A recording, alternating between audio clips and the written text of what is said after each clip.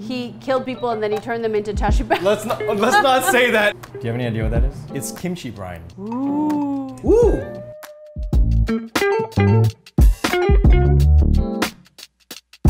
Hey everyone, my name is Philip Wang. Welcome to another episode of Spill the Boba Tea, a show where I invite special guests over to Bopa Mofo Cafe for a private and exclusive experience where we make a drink that's based on the life and career of my special guest. Tonight we have an icon and legend in the cafe, Margaret Cho, everyone. Yay! She is an actress, a stand-up comedian, an author, a musician, a fashion designer, and tonight a barista. Margaret is also a pioneer for Asian Americans in Hollywood as the creator of the first ever primetime network sitcom to star an Asian American family. She has also been recognized and given countless awards for her work in advocating for women's rights and LGBTQ+ rights as well. It is an honor.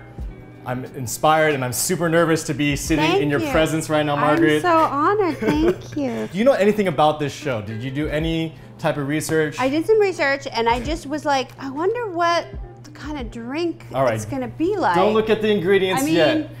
Does it have 1,000-year-old egg in it? Because that would be, because I'm so old, it would be like, I would need a century egg. I will admit that coming up with your drink was a challenge. The main reason why is because your career and your life is so eclectic. It's all over the place. It is, and honestly this drink is gonna be a little all over the place too. I will say I only brought 2 cups. I didn't bring a mini cup for your little guest here. Her name is Lucia Katerina. But her Korean name is Chorucha. Rucha. What does that mean? I don't know, maybe tea? Cha? Okay, perfect. She's perfect for here. There it is. All right, so we're gonna kick it off with our first ingredient. It's not actually an ingredient that's gonna go into the drink, but it's actually gonna set a mood for us. So what we have right here is some dry ice. Ooh. And the reason why I chose dry ice is because when we pour water over it, we get some fog. And, you know, I just wanted to set the mood because you grew up in San Francisco. This is just basically me wanting to talk about San Francisco with you. I love it. I love it. I grew up in the Bay Area as well. I grew up in the East Bay though. Okay. But you grew up in the Sunset District. Yes. Your story with your parents owning a gay bookstore, when was this happening? This was in the 1970s. My parents bought a gay bookstore because my father loves male attention. Okay. He believes that South Korea's greatest export is male beauty, which is true. Hey, it's caught up, you know. He loves it when men compliment him and he gets all excited. And all over his house, there's all these paintings of my dad in his 30s. From his admirers. From his many admirers. So, you know, we had this bookstore and it was a very big bustling community place. But, you know, my family were just kind of there, very different. They were such immigrants. They were so Korean. Yeah.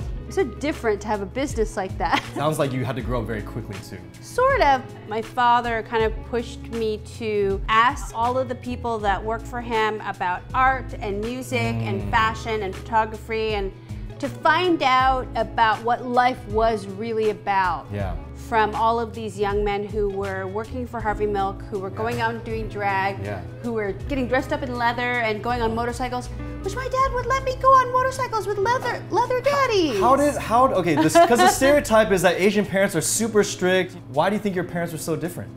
Because when you bring a painting of my father to my father, he's gonna let you do whatever you want. I mean, because he's very vague.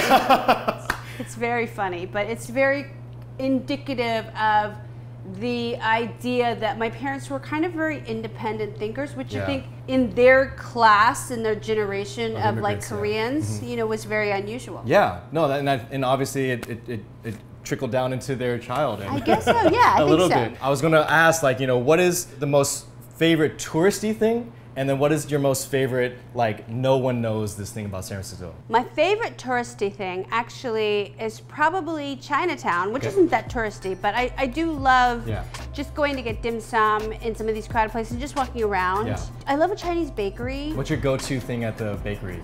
I want my chashibao, but I'm also... Same! Oh, yeah, steamed or baked? I think it's gonna be steamed. If I had a choice, it's gonna be steamed, but I would rather have both steamed and baked. Got it. And then most favorite, like, no one knows this, kind of like you have to be local to know. So I collect vintage t-shirts. Okay. And I have a vast collection of like, it's mostly rock t-shirts, but some things I go like a joke t-shirt.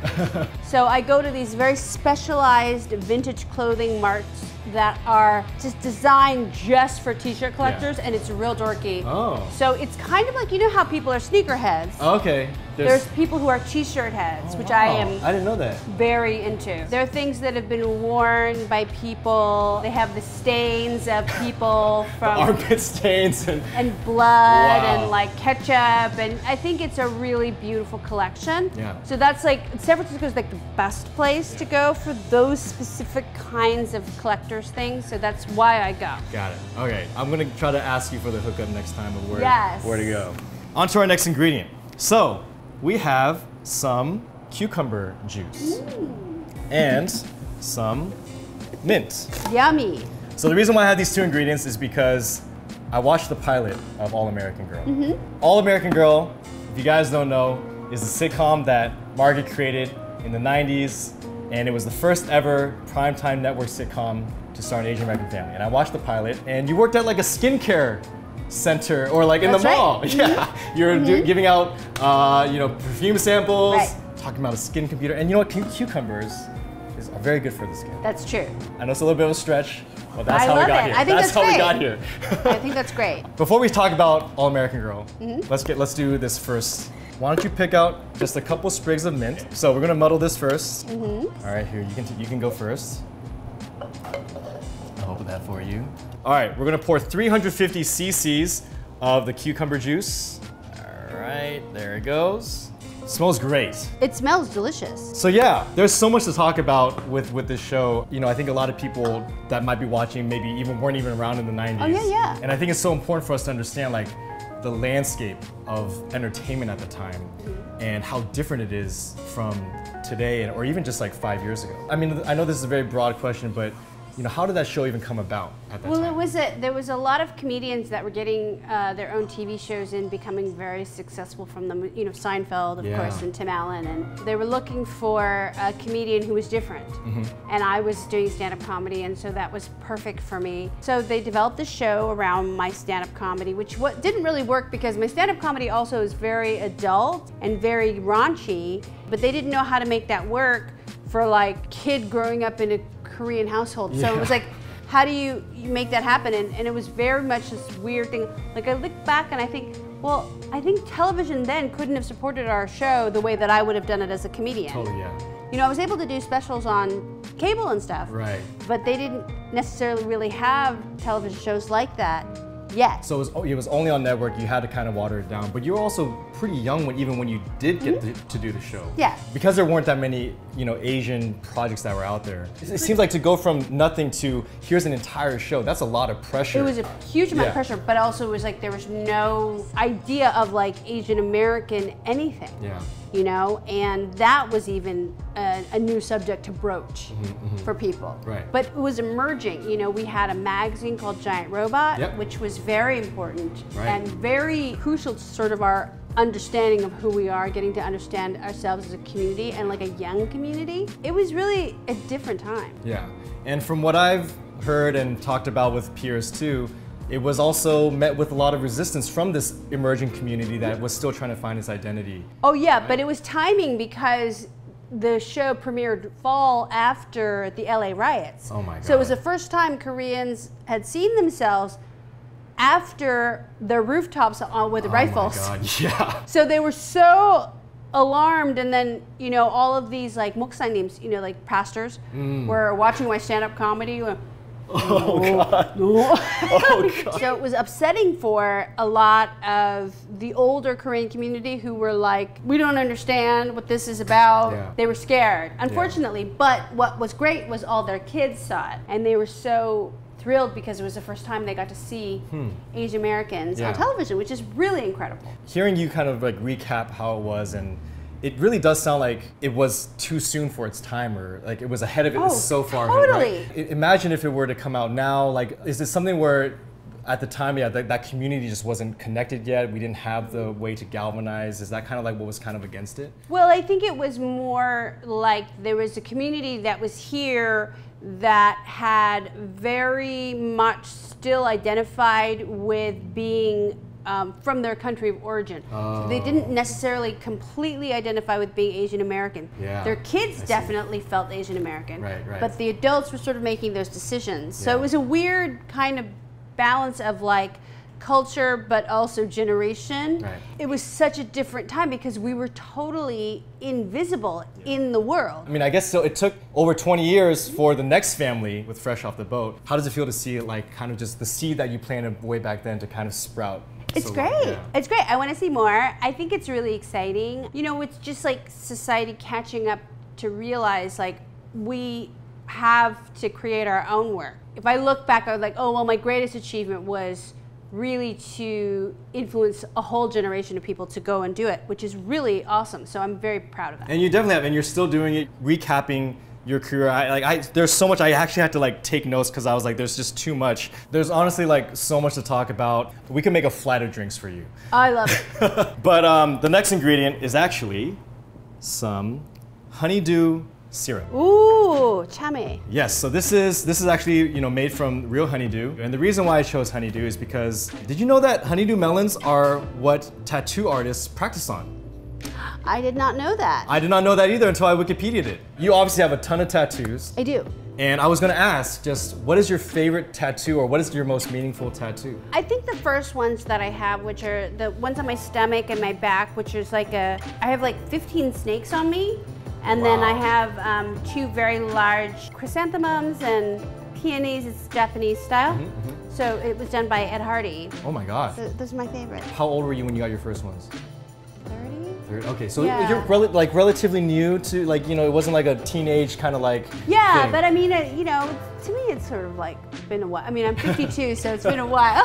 You don't act or look like it, but that's good. Yes. Do you have any that were like not planned or that were kind of like on None the of dare? them were really planned. Oh, really? So they're all kind of like. Like you're just like, Ed Hardy, hey, come on over. I just kind of Well, feel like doing. we definitely, he and I planned it, but everybody else, like I have a whole bunch of tattoos from people from all over the world, and they were all just people that I wanted to hang out with. Okay. People who are friends of mine, old friends, new friends, and you know, I love the art form. Yeah. Although I don't think I have any more skin, and it's hard if you're an actor. Oh. You just don't, I don't know. I mean, The Rock gets away with it, of course. Well, yeah, I feel like that's part of his like attire now, just like a tank top, and that's just like what he always wears. But I think it's so cool. I have not been brave enough to take that plunge into the art form. It hurts. Yeah, that's the thing. Like the first thing whenever you talk to someone that gets their tattoo, it's always like, it hurts so bad. It hurts so bad. And it's not good marketing for them. No, it hurts so bad, and then you're like, oh, why did I get that? And then you don't see it after a while. It's weird how they kind of disappear because they're just part of you. Have you forgotten?